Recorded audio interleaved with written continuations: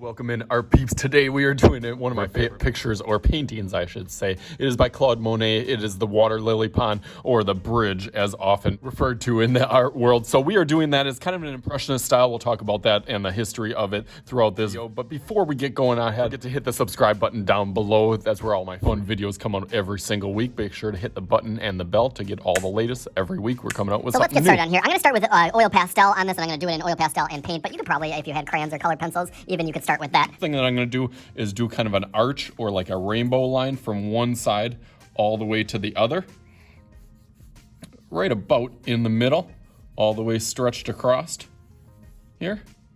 And then on the top of that, I'm going to do another one, and then on the bottom I'm going to do another one of those. That bottom one, if you want, I guess could be a little bit darker or a little bit thicker. That's kind of the base of the bridge. A little bit more like something somebody could stand on.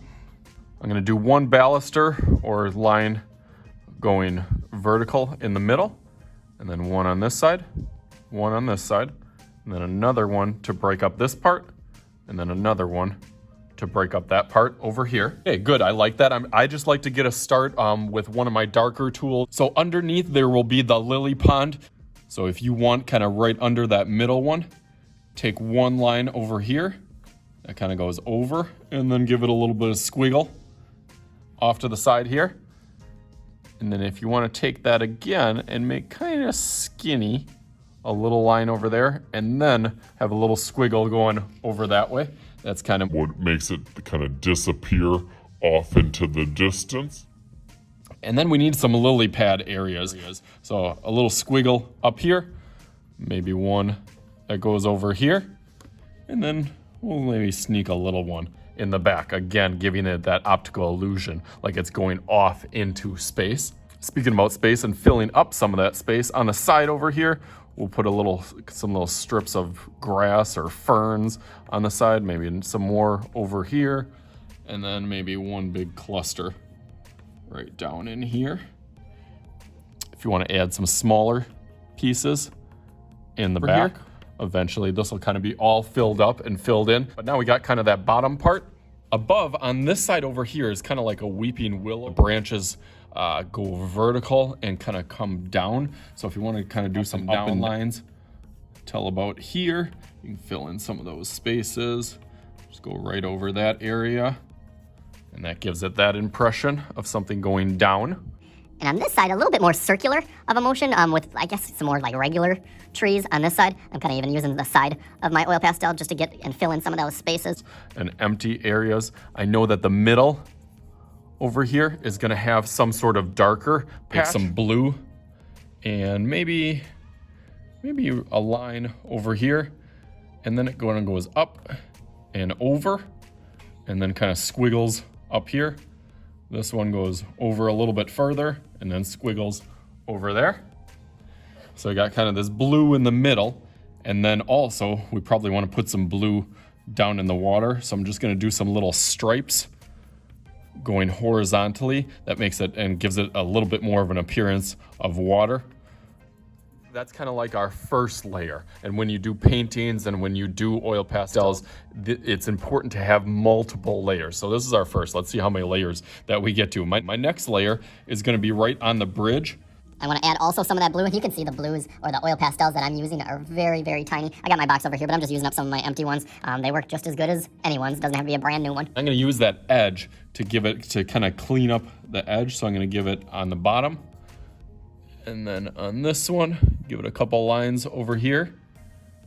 And then right in that middle, I'll do one. And then on the top, just giving it a little bit of accent, almost like a shadow or a highlight. You can go on one side of these with a blue. And that makes it start looking like the balusters are almost like 3D. I'm gonna take a lighter green this time and just make some kind of sideways or like egg shapes to fill up some of these little lily pad areas, and some all the way in the back, some a little smaller. Okay, on those lily pads on the bottom, I'm just going to do some lines kind of going one way and then the other to get some flowers going on there. Just some random These ones can really just be like dots. And I can do that with red, I can do it with pink, blue, purple, anything that I think would look like a flower. I know out at our lake, we have a lot of lily pads that it's really pretty, like when they bloom kind of spring into summer. And then you could also take a white and kind of smush those together, giving it the appearance of a little flower in the middle. Again, this style is like an impressionist. Claude Monet, Vincent van Gogh were impressionist painters. They weren't super realistic or super detailed. It just gave an impression or almost looked like you were kind of squinting or your focus was up. When it focuses on my fingers, it gives kind of a blurry, realistic quality to the picture, so nothing has to be really super detailed at all. So I can do parts of this now, and then I can do the paint, and then I can always go back and keep on adding layers. So I take that white, I could even take one of the lime greens on there and just start kind of smushing some of those colors together, just to again give another layer and make it look a little bit more realistic or a little bit thicker on some parts. And then once I smush that white on, you can start, and I'm actually pushing pretty hard on this, you can start to see that it looks a little bit more like that picture just on certain parts where it starts to get that kind of almost like a kind of ghost-like transparency, a little film that goes over the top of it. So again, I'm gonna add some paint. But this looks like a really good start for painting. So I got my cup of water over here. What I wanna start with is the lightest color. So my lightest color, I'm using these temper cakes, a little bit more like watercolor I'm gonna use. Kind of with that yellow, almost like the sun is kind of glistening on some of these parts. I can throw a little bit of green in it if I want it to be a little bit tint of green. And I'm gonna try to keep going like this direction for the bottom. And you can go right over that oil pastel. It isn't gonna have any effect on that at all. But as long as I keep my direction going this way for the water, it'll set it apart from anything else. So then if I go over to the side and start doing and filling in some of this side, I can kind of go up and down. And even if I would go in the back, I would go up and down, or over here, I would kind of start to go in a circular motion. Okay, so I'm gonna start going through this a little bit quicker. You'll see layer by layer, the more layers that I put, the more authentic and more real that it starts coming to life. So let's go through that real fast.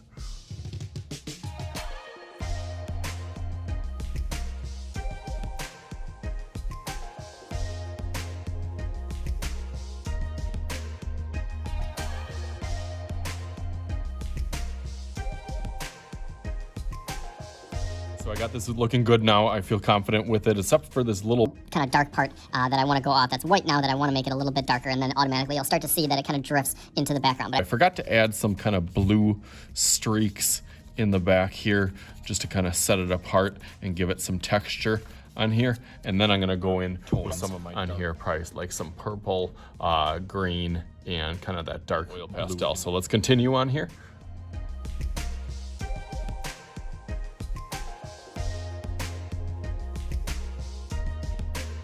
All right, you ready to see it?